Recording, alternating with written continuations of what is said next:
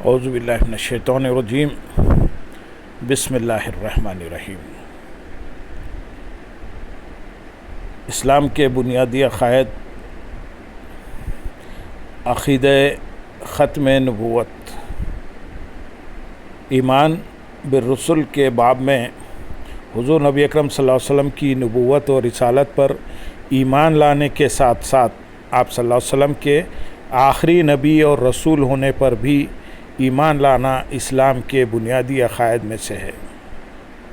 اللہ رب العزت نے انسانیت کی ہدایت و رہنمائی کے لیے سلسلہ انبیاء کا آغاز سیدنا آدم علیہ السلام سے فرمایا اور اس سلسلہ نبوت کا اختتام خاتم النبیین حضرت محمد مصطفیٰ صلی اللہ علیہ وسلم پر فرمایا۔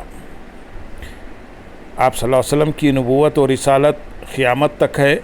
آپ صلی اللہ علیہ وسلم کے بعد نبوت کا کسی بھی قسم کا دعویٰ کرنے والا شخص جھوٹا، بدبخت، جہنمی اور کافر ہے۔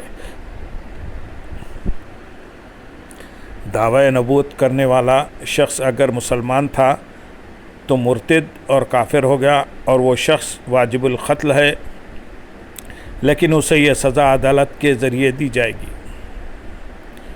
اللہ تعالیٰ نے حضور نبی اکرم صلی اللہ علیہ وسلم کے خاتم النبیین ہونے کا اعلان کرتے ہوئے قرآن حکیم میں سورۃ الاحزاب آیت نمبر 40 میں ارشاد فرمایا، ما کان محمد ابا احد من رجالکم ولکن رسول اللہ وخاتم النبیین۔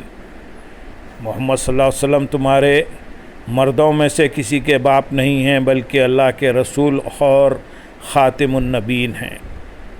اللہ رب العزت نے تمام انبیاء علیہ السلام کی ارواح سے حضور نبی اکرم صلی اللہ علیہ وسلم پر ایمان لانے اور ان کی مدد و نصرت کرنے کا وعدہ لیا۔ اگر حضور صلی اللہ علیہ وسلم کے بعد کسی اور نبی نے آنا ہوتا تو اس کا تذکرہ بھی ضرور ہوتا۔ سورۃ آل عمران میں ارشاد ہے، اور جب اللہ تعالیٰ نے انبیاء علیہ السلام سے پختہ عہد لیا کہ اے گروہ انبیاء، جب میں تمہیں کتاب اور حکمت عطا کر دوں اور پھر تمہارے پاس وہ رسول تشریف لائے جو ان کتابوں کی تصدیق فرمانے والا ہو جو تمہارے ساتھ ہوں گی، تو ضرور بالضرور اس پر ایمان لاؤ گے اور ضرور بالضرور تم اس کی مدد کرو گے۔ سابقہ آسمانی کتب میں حضور نبی اکرم صلی اللہ علیہ وسلم کی آمد کا تذکرہ موجود ہے، لیکن قرآن مجید میں حضور نبی اکرم صلی اللہ علیہ وسلم کے بعد کسی وحی یا کتاب کے نزول کا کوئی ذکر نہیں ہے۔ سورۃ البقرہ آیت نمبر 3 میں ارشاد ہے، اور یہ متقین وہ لوگ ہیں جو اس پر ایمان لاتے ہیں جو کچھ اے رسول صلی اللہ علیہ وسلم آپ کے رب کی طرف سے آپ پر نازل ہوا، یعنی کلام اللہ اور وحی الہی، اور اس پر بھی جو کچھ آپ سے پہلے نازل ہوا۔ یعنی اگر حضور صلی اللہ علیہ وسلم کے بعد کچھ نازل ہونا ہوتا تو یقیناً اس کا بھی ذکر کر دیا جاتا۔